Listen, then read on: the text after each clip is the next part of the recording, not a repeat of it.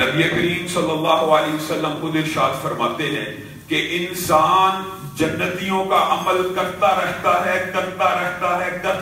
ہے یہاں تک کہ جنت ایک ہاتھ کے فاصلے پر رہ جاتی ہے،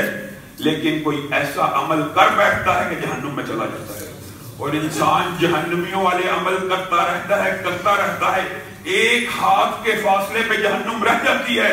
لیکن کوئی عمل ایسا کرتا ہے کہ جنت میں چلا جاتا ہے۔ موت کے وقت شیطان جتنی چالیں چلتا ہے انسان کو اس کی تیاری پہلے سے کر لینی چاہیے۔ انسان جب موت کی تکلیف میں ہوتا ہے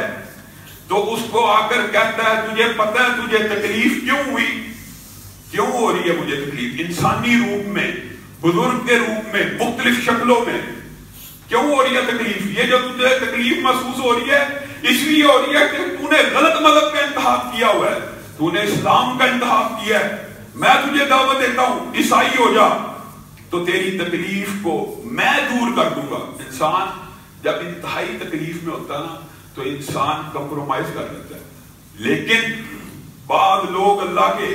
بعض بندے جن کو پتا ہے کہ یہ وقت ہم نے، جن کو شرع صدر ہے اسلام کے اوپر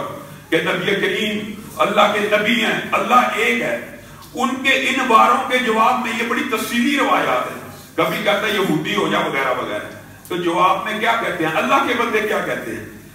اللہ کے بندے کہتے ہیں لا الہ الا اللہ۔ اللہ کا بندہ جو بھی ہوتا ہے جب شیطان آخری وقت میں اس کے اوپر حملہ کر رہا ہوتا ہے اس کے منہ سے کیا الفاظ نکلتے ہیں؟ اشہد ان لا الہ الا اللہ۔ اور نبی کریم صلی اللہ علیہ وسلم ارشاد فرماتے ہیں